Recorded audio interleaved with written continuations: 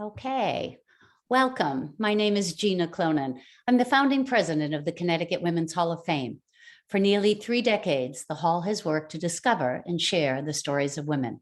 Our various educational platforms acknowledge the individual and the collective feminine voice. This will be a half-hour intimate and informative chat, followed by 15 minutes of your questions, which we encourage you to submit at any time during the webinar by simply clicking the Q&A bubble at the bottom of your screen or showing up in the chat room. I'll try to get to as many as possible. Our goal is simple, a virtual gathering to talk about today's important issues. We hope this will be a useful source of information while offering up helpful takeaways. We're honored today to have as our guests 2 remarkable women, adored by the Hall as both spiritual and social justice leaders. A PhD in religion and social ethics, my first guest is also a visionary rabbi and longtime executive director of the Charter Oak Cultural Institute. She received the Connecticut Women's Hall of Fame 2021 Spotlight Recipient Award for her leadership in social justice movements. Please welcome Donna Berman. Hi, Donna. Hi, thank you. Joining us also today is the renowned Professor Emerita of Hartford International University, globally recognized for her work and leadership of committed spirituality for social justice, for which she was inducted into the Connecticut Women's Hall of Fame in 2002. The very special Miriam Therese Winter, known to us all as MT. Thank you. Greetings. Welcome. I'm so glad you're here with me today. Now let's get started. If I can find my file here, which seemed to disappear. Here we go. All right. The winter solstice is next Tuesday, the 21st. From the earliest evidence of humankind, dating back to the Neolithic period, about 10,200 BCE, there has been a collective effort to create our own light and warmth during the darkest period of the year, ensuring the sun's return and the hope of renewal of our spiritual selves. These winter festivals of long ago attempted to turn the winter darkness into a season of light, the topic of today's conversation. Donna, of all the winter traditions, Hanukkah, the Jewish festival of lights, often starts off the season. Tell us about its origin and how it's become widely popularized. Oh, thanks, Gina. Yeah, it's it's funny. It's a little holiday with a big history, and that's a theme throughout the holiday, which I'll kind of hope to illuminate as I go along. But there are 2 miracles at the heart of Hanukkah. One is the successful struggle for religious freedom fought by a little band of Jewish soldiers against the fierce and large army of Antiochus IV Epiphanes, who had outlawed the practice of Judaism in Judea, which is an ancient word for Israel. So this little army, known as Maccabees, the word Maccabee means hammer, won the war and the right to practice their Judaism. So that's miracle number 1. Miracle number 2 is that when the Maccabees went into the temple, which had been desecrated during the war, to rededicate it, and the word Hanukkah actually means rededication, they found, as they were cleaning it, they found that a traditional symbol of Israel is a 7-branch menorah, and it has to be lit all the time. And there was only enough oil, the story goes, for it to be lit one day. But it actually lasted for 8 days, and that was long enough for the Maccabees to get some more oil. So for some people, that's the origin of the 8 days of the holiday.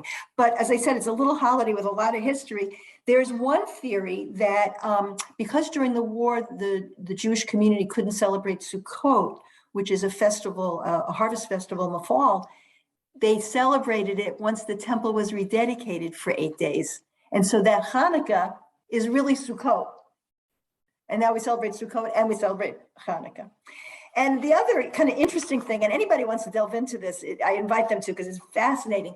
In the Talmud, the Talmudic story of Hanukkah focuses on the oil lasting for 8 days and really doesn't mention the Maccabees at all. And that's because the theory is that the Maccabees had fallen into disfavor, and they were basically written out of history. Well, but the story of the light remains, and the illumination. The story of the light remains. In MT, many holidays and rituals trace their roots back to ancient Greece and Rome. It's widely accepted that Christianity incorporated pagan festivals. It's also believed that the date of the 25th of September was chosen to coincide with the date of the winter solstice on the Roman calendar. Your thoughts? Do you want my honest opinion on this? You're going to Well, get yes, it even that's if you why don't you're want here. it. Right. Right now, that is of no interest to me personally, and I'll tell you why. We have to go back to the beginning of the story of Jesus and start all over again to see how the trajectory went forward, that it finally got to the place which you are mentioning, that other traditions, other areas that had similar symbols of light and fire and all got connected with this story.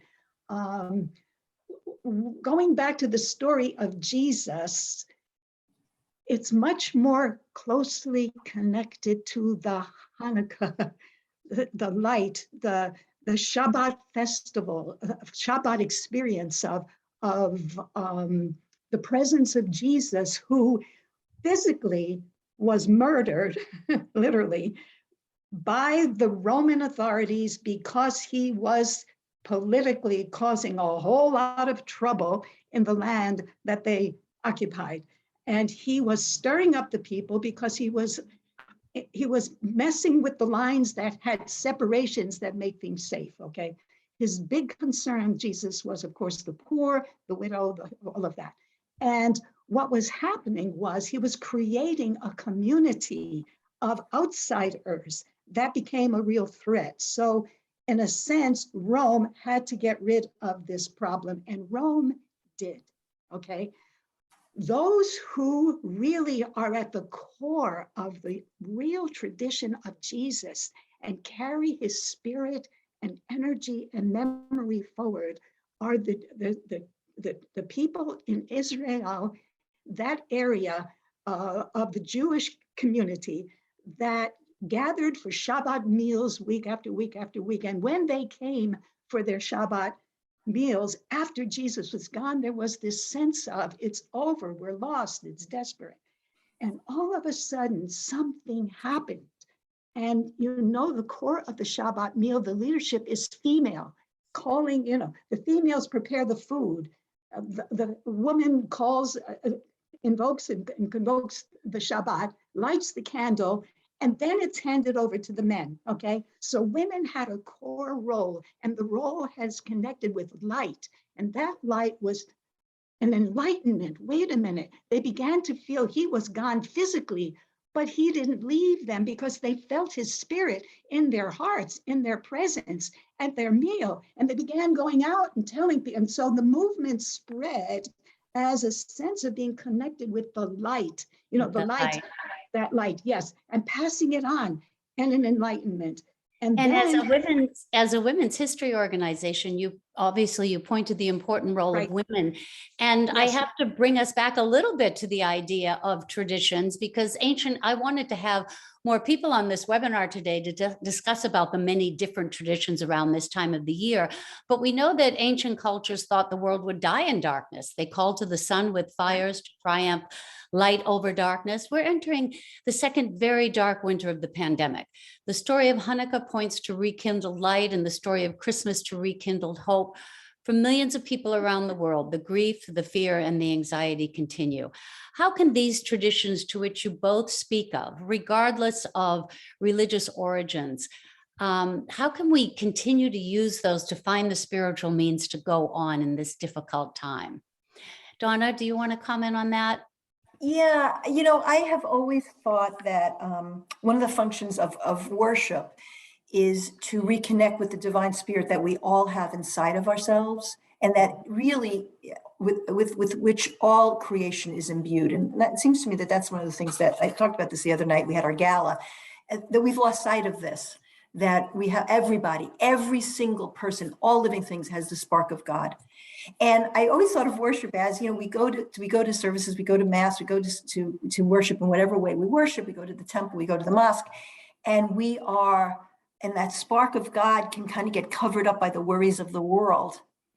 And then worship helps us release it again, and it burns brightly. And that our job in the world is really to keep our own light burning brightly and to help other people's light burn brightly by giving them the opportunities and the fertile soil to thrive. And there's nothing more powerful, I don't think, than lighting candles. You know, Marcus Aurelius said it's better to light one candle than to curse the darkness. But to light candles and to remember the light within us, the light within everyone, that is the path, that is the map. And you know, as I said the other night, if we know that every living thing has a spark of God in it, every single person, every living thing, what kinds of policies flow from that thesis statement? We know what to do about healthcare. We know what to do about education. We know what to do about poverty. We know what to do, and we can't lose sight of it. So we light the candle, these candles and these lights at this time of year to remember the path, to light the darkness, but to remember the path we're supposed to take. And, you know, Donna, just to follow up on that, though only recently embraced by our increasingly materialistic and wasteful economy, Hanukkah now joins Christmas and many other religious traditions in the outpouring of addicted consumerism, which is kind of a darkness over light. How can we rebrand the reason for the season to hearken back to what you're saying, the importance of light and energy in the human spirit? MT, would you like to add to that? Well, I want to also piggyback on what Donna said Yes, about, please. because I want to bring in the perspective of indigenous peoples around the world. In Africa, several of the places I've been, there's nothing as dark as an African night, and nothing as big and bright as stars on that night. And I remember also, and the traditions in different cultures, whether it's Ghana, Kenya, I've been around all of Africa, and deeply in the jungles, among the Pygmoid peoples, they're dancing around the fire and they're drumming, and they dance the day awake, all right? But they dance it over fire, they light, and the light that's out there becomes the light that's within here. And then there's a sort of enlightenment, so that there's something about light and fire. We use candles, others use fire pits, but it's the same essential. Fire is, and to be, and the person who founded my community said, we must be fire and flame when we go out to help other people in the midst of their suffering, to bring them healing and hope. We have to go as fire and flame. Let your light shine so that others may see your good works and rejoice and catch that spark from you. Absolutely. Donna? Rekindling the light of the season, because it has been so muted by the consumerism and even the stress that all creates, whether it be financial or time-wise, and particularly on women. Yeah, I'm glad I'm not getting delivery right now. That would be, Amazon in your driveway. You know, there are so many ways to do that. For example, we used to do this thing at Charter Oak called the Ninth Day of Hanukkah, which was about, because Hanukkah is 8 days. So the ninth day was really every night of the holiday. And the last night would be completely devoted to other people's needs. So every time you bought a present for somebody in your family, you bought a present for somebody in need. And by a present, I don't mean necessarily just a toy or anything like that, but a sweater, socks, a hat. So there's a wonderful organization, it's a rabbinic organization called Trua, and they had the 8 rites of Hanukkah. And every night they talked about a quality, and they would email out a reading that you could use. And it was about a quality that of compassion and caring for the world. And it was connected to an action that you could take. So, so teaching, especially the next generation, it's not really about these material things. It's really about love. It's really about light. It's really about bringing your light to the world through righteous and just acts. And, the pandemic has spotlighted the importance of non-material gifts of care, kindness, food, and education. And I can see from what you're both, it is up to us now to help change the course and the discourse moving forward about holiday traditions. And I think, MT, you spoke to me earlier about reinventing the origin, going back to the beginning and leading the way to what the meaning is. Do you want to speak to that? And also, I have to say to everyone that's listening that MT created a tradition of finding gifts for those who might not have them, children, many, many years ago. And she's going to tell us a little bit about how that has grown and what it means and how she still is managing this incredible outpouring of generosity and kindness during the holiday season. MT. Thank you. Piggybacking on both of your comments, the very word of gift, the gift of life, the gift of survival, the gift of presence. There's so many ways to give gifts. To give to the person, the gift that's best received is to meet the need of that person, which means we need to enter into that person's reality for a moment to hear, if not the whole of their story, what is their need? And sometimes just a touch of the arm, or is not even a material thing, is precisely what can be done. And that possibility is open to everybody. What I find so incredibly strange is that our tradition in Christianity is taken based on the stories and the life of Paul the Apostle going out into the world and forming all these churches. People don't understand that, number one, Paul never met Jesus. They never met. He was out to kill Jesus. He had his soldiers trying to destroy him. He was actually the enemy, and then he was like, he saw the light, literally.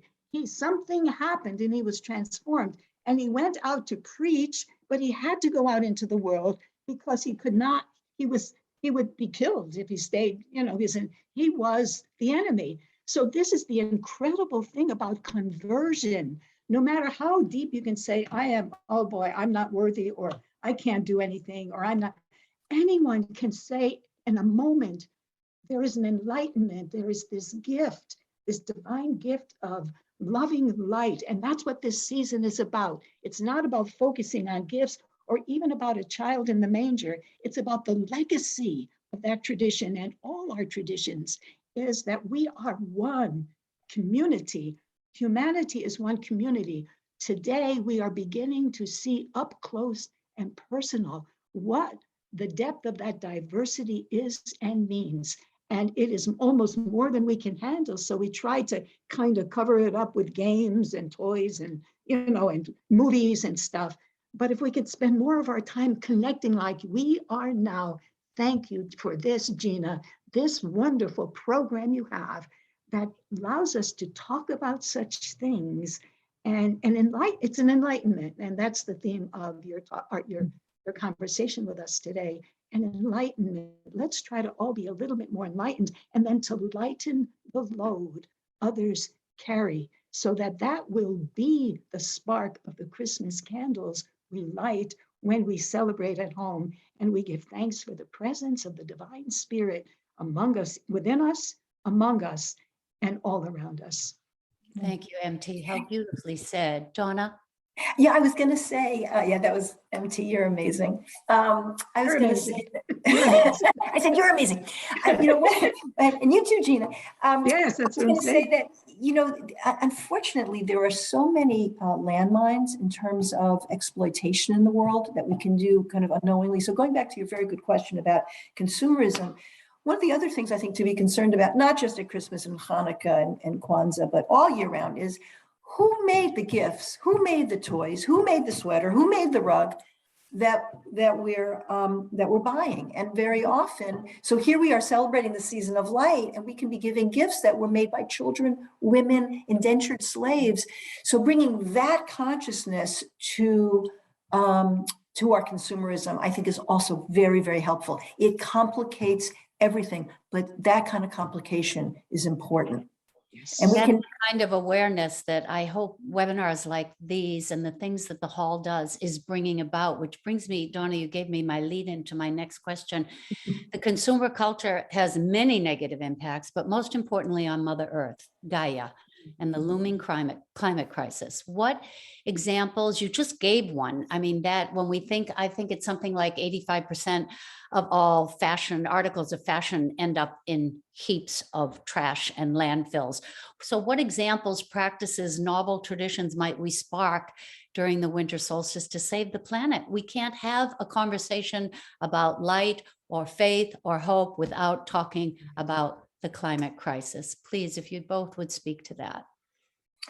Well, I'm going to come a little full circle here. I started in the beginning by saying it's Hanukkah is a little holiday with a lot to it, and that's the theme, isn't it? It was a little army that won. It was that the struggle for religious freedom. It was a little candle, little oil that and I think that's true with about this too. Every act of kindness, every act of concern for the earth matters. So if you're picking up garbage on your street, or you're giving money to an environmental organization, or you're writing, I don't do social media, but I hear there's a thing called Facebook, and you're letting people and you're letting people know about ideas about how to save the earth, and there's that ripple effect. I think being aware of that and deciding this is what I'm going to do. And there's a great line, I wrote it down. There's a great line from that Stephen Sondheim wrote in the show Anyone Can Whistle. It's make just a ripple, come on, be brave, this time a ripple, next time a wave. Oh, that's great. So whatever we do to, and it transcends the act of picking up the garbage or giving the donation. It's the intention.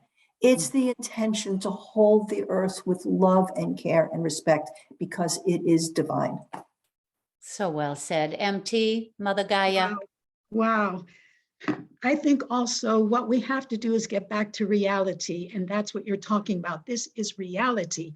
We're living more and more in a virtual world, an imaginary world filled with stuff and things and craziness. And that's why, as a Christian, celebrating the feast of Jesus, that was the real world. He died because the real world he was involved in, he was trying to identify with and did those who were left out, those who were poor, those who were widows, those who had nothing. Few people realize that all we have of the story of Jesus are about 3.5 years in the Bible, the birth, the end, and about almost no more than 3.5, 4 years of his public ministry. And he did that by upsetting the apple cart of expectations, not so much politically, it became political. He wanted justice for the poor, security for the widows. Everyone is welcome here. That is the core of the message of Jesus that I passionately say over and over again in the few years I have left on planet Earth, because I'm going to haunt you from wherever the other side is, whatever that means. And I'm coming in spirit, I'm going to zap us all. But while I will be waiting for you. While I am here, precisely what you're saying and are doing, and you also, Gina, we are making life a little bit easier, and we have to save this planet. And what's happening is we're increasingly more and more and more and more going the wrong way, instead of, now that we have the tools to connect everybody to get connected to save the planet, it's going in the opposite direction. So we need wild feminists, womanists, mujeristas, everybody to get on board, but to do it with kindness and love, not with rage. Thank you, MT. That leads me into the idea that I'd like to talk at the closing of our webinar about embracing feminine light and energy. I often joked when my children were growing up that Santa Claus, like God for me, must be a woman. Who else could handle the season? Women have had to shoulder a lot during this pandemic, and it's hardly lessening. Jung considered the divine feminine archetype as when a woman embodies the highest expression of her feminine energy. Can you each tell me what that means to you? MT? I have a wee little song that just 4 lines. Light a candle in your heart. Show love from within. Tell retaliation to depart. Let the healing of the world begin. Thank you. Donna, the feminine spirit. Well, I want to say that feminine spirit is available to everybody, however they see their sexuality, however they define themselves, identify themselves. I'm particularly drawn to Kuan Yin, who apparently, in my understanding of it, was given the opportunity to become a goddess and to ascend to heaven, and said that no, she wanted to stay on earth and be with the people.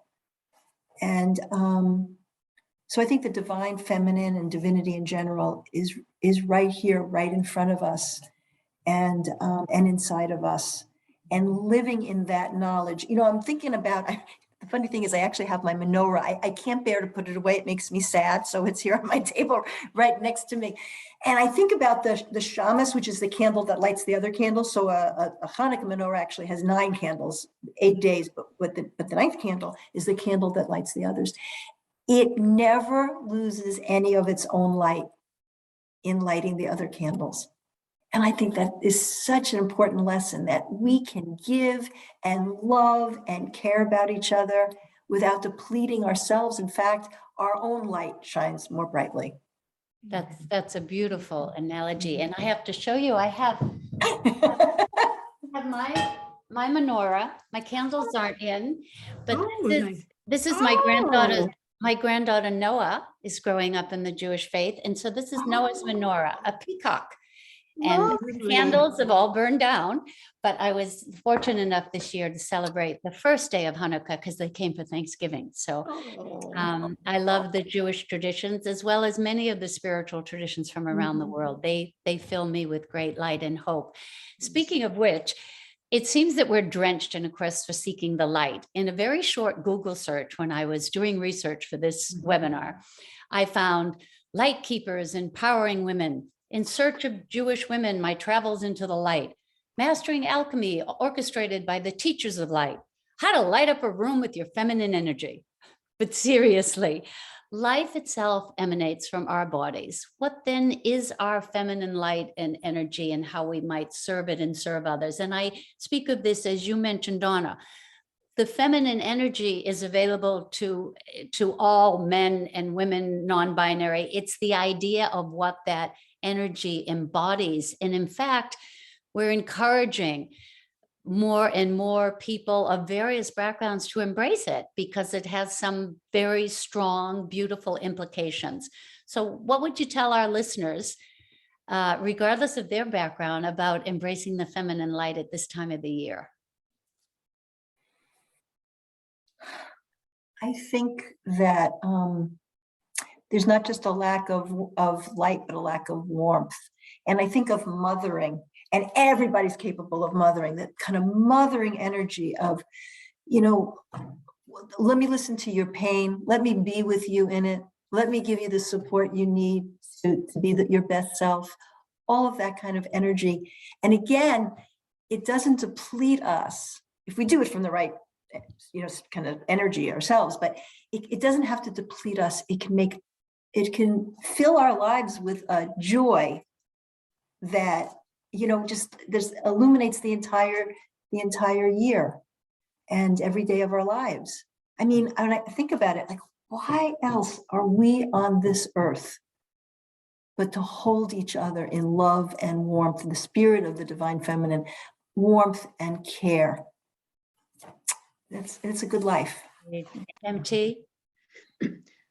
Well, it's like feminine energy, female energy, or feminine, and not feminine is not just only female energies. It's this quantum energy that permeates all the world, and we are just one way of channeling that.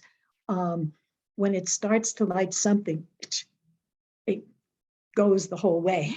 You know, you drop a spark or a match in a haystack, and whoom, it can go. So that it's just like it takes one drop or one little spark, and you can enlighten a whole, not only a room, you can enlighten a person's life, you can enlighten a whole class of children to see something differently.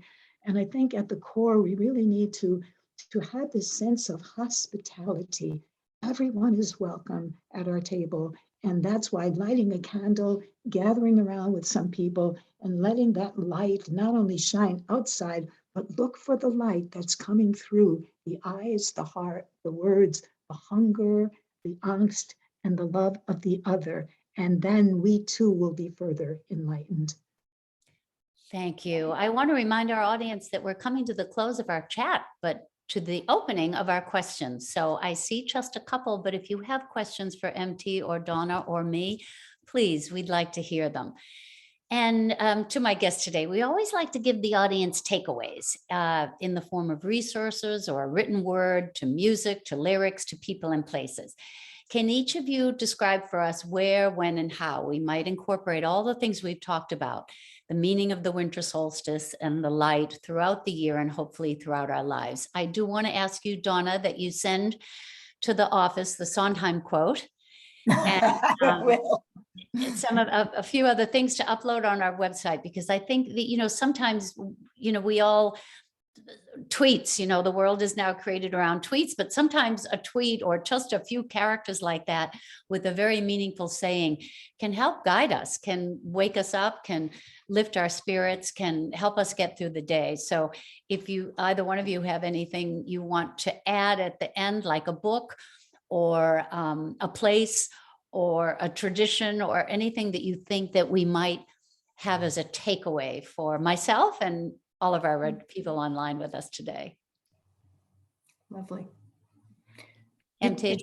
Did you want us to address that now too? Yeah, if you, so this is a statewide organization. People are coming from all over the state. And when it goes up on our website, it's all over the country to students and teachers. So maybe you might think from that perspective, what would you tell one of the kids who'll be watching this around this time of year? Because we talk so much about retracing the origins and the light and bringing people together in the renewed spirit of the holidays. What would you say to some of the students who'll be watching this webinar about these traditions?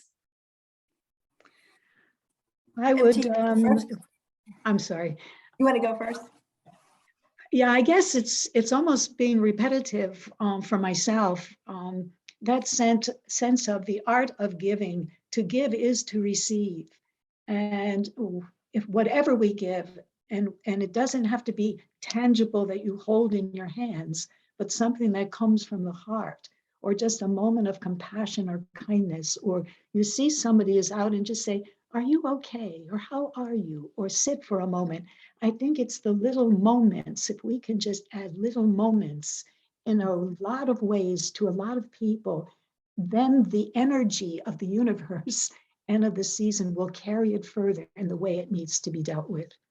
I think that's beautiful. And, we need to repeat these things over and over again so that they stick. Donna? Well, I was thinking about, well, first of all, this idea of, especially now during the pandemic, we realize how precious it is to be able to be together. Mm-hmm. So if we are able to be together, or even on Zoom, to each night of Hanukkah or the 12 nights of Christmas or whatever, or this on the solstice, to take, Toni Morrison, an excerpt from Toni Morrison, mm-hmm. from some of the voices of people who have been marginalized in our society, and really even a paragraph, and sit as a family or as a group of friends and say, this is what our tradition is. For each of these nights, we're going to take a little excerpt from Zadie Smith and from all these, and it could be women, women of color, but I think that kind of spreads the light, and to be able to study, again, I'm Jewish, to study a text together. What does this mean to you?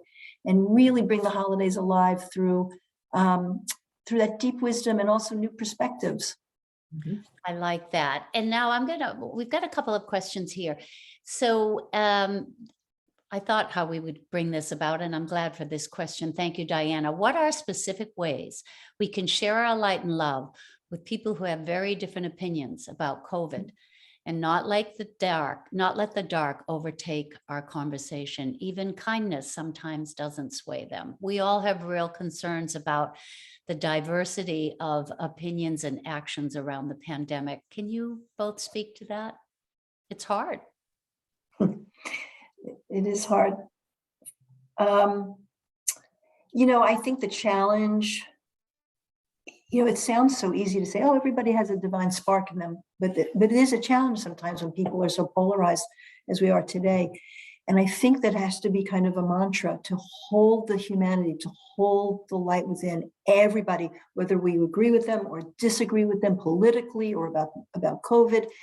That is the noble thing. That is the hard thing that we're called to in this time, to just keep coming back to the love, to just keep coming back to the image of the divine spark. And somebody once said that everybody's looking for unconditional love, no matter how they act out. And it may seem like they're acting the opposite way entirely, but underneath it, there's always just kind of this longing for unconditional love. And I think that's certainly an aspiration. It's not easy to do, but at least if we hold that as an intention, I think that helps.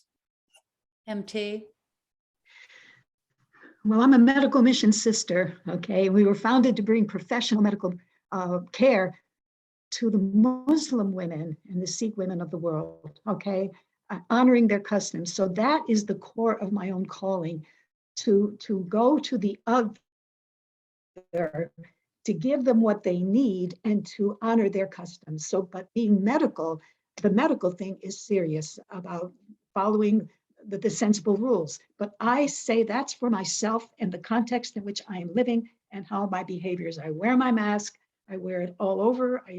But for the other, they have to make their decision. But I need to know, say, I cannot participate in that you're inviting me to, or in other words, make my choices and give the reason why, but state the facts.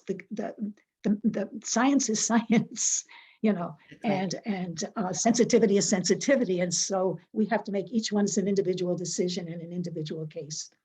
But as we have a responsibility to spread the light, we also have a responsibility to spread the information. Absolutely. Thank you. And not spread the virus. And That's so, right. and so with people who you don't agree with, Zoom is a very good vehicle, so you can connect, and not put yourself in danger. Right, exactly. I think that someone was so kind. So if you'll allow me, Donna, I'm going to repeat the Sondheim, may he rest in peace, a great loss to American society, but a great gift that he leaves behind. Make just a ripple, come on, be brave. This time a ripple, next time a wave. Sometimes you have to start small, climbing the tiniest wall. Maybe you're going to fall, but it's better than not starting at all. Amen, amen, amen. Amen. So on that note, unless there are more questions, which I do not see, or more chats, I'd like to thank you both, my wonderful guests and friends, for joining us today. And I'd like to thank hold on, got to find the file again, right? Okay, I'd like to thank the William and Alice Mortensen Foundation and AvidGrid Foundation in partnership with CNG, SCG, and UI for supporting this series. Many, many thanks to Donna and MT, both of you, for a meaningful and hopeful conversation as we say goodbye to 2021. And we welcome a new year with our wishes from your home to ours, that it be filled with health and happiness. And as you might not know, both of these incredible women have the gift of song, but we had very little time to incorporate it today. However, please listen as we sign off with a song written by our very own MT Winter and performed by one of her many fans, Janice Ian, who also added a stanza of her own. Its message, I am the one, resonates with our conversation today and with the Hall's work to educate and inspire. Happy holidays, everyone. Thank you. Happy holidays.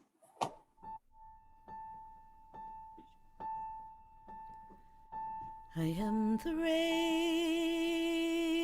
of the rising sun, snow on the mountains of the moon, the far-flung canopy of stars, the shadows of late afternoon. I am the wisdom of the sage, I am the refuge of all who am the mother of all who live. I am the promises I keep. I am the one who sits with sorrow. I am the one who feels your pain. I am the hope of your tomorrow. And all is lost, I still remain. I am the one who will remain.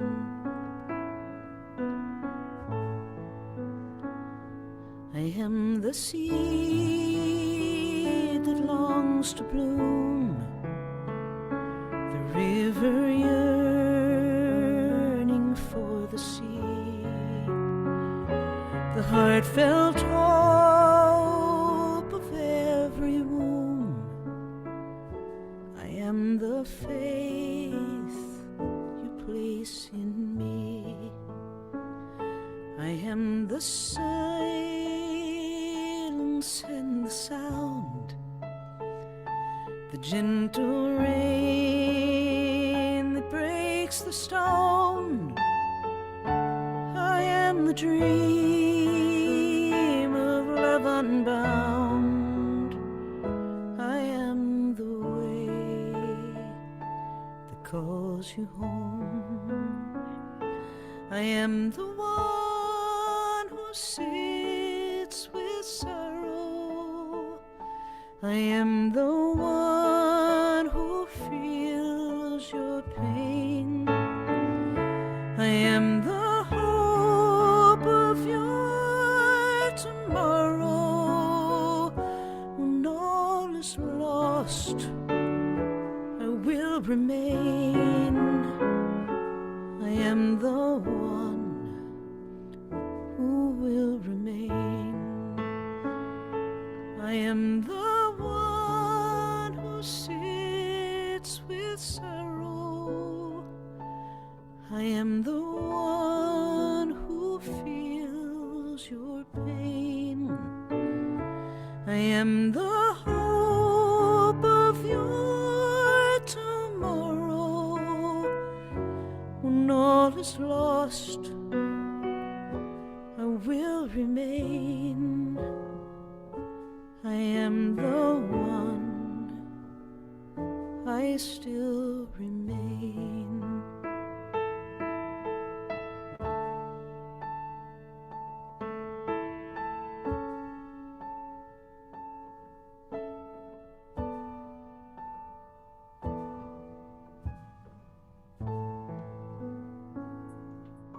Thank you, MT, for such a beautiful song that you've left for all the world. And people online are asking us where you can find it. You can find Janice Ian's recording of it on YouTube. Just Google I Am the One by MT Winter. Thank you both. It's been an incredible honor for me to spend time with you. And I look forward to seeing you more in the new year.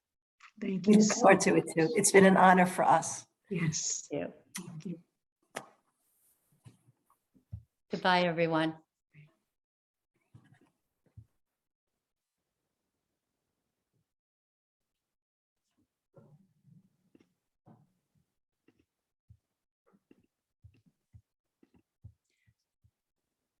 Okay, so good afternoon and welcome to today's webinar. We're going to take about 5 minutes for everyone to log on, and then we'll start promptly at 12:30. Thank you for joining us.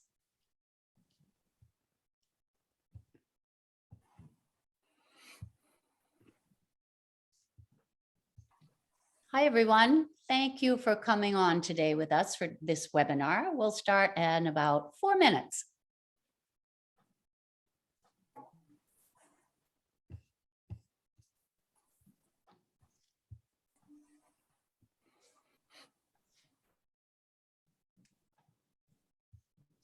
Hello again, and welcome to today's Connecticut Women's Hall of Fame webinar. We'll begin at 12:30.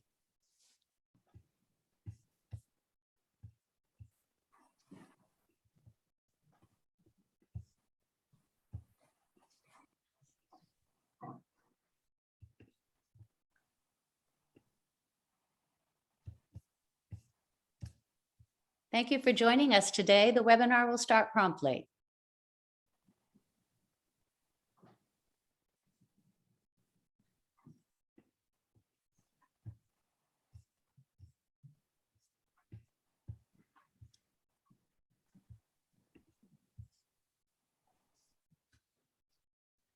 Hi there. Welcome to today's webinar. We're going to begin in just a few minutes.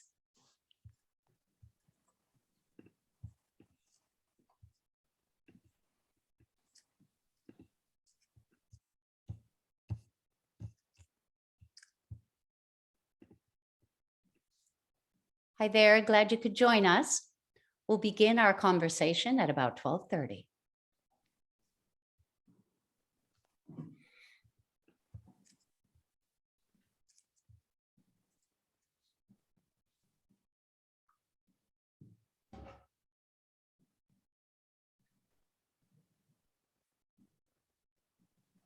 Welcome. I'm so glad you could join us. We'll begin in a few moments.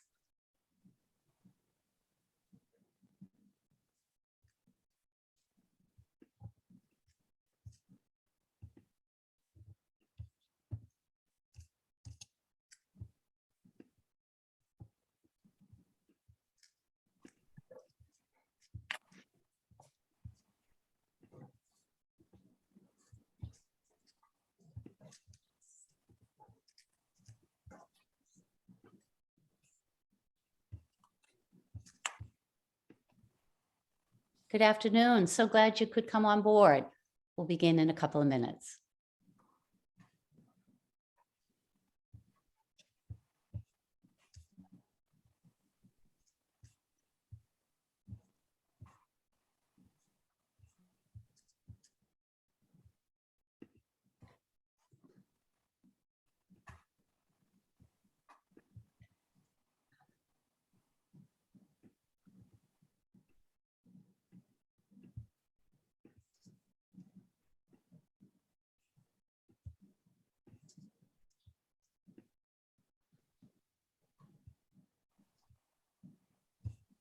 I know we have a great number of people registered today, so I'm going to give them a couple more minutes to log on.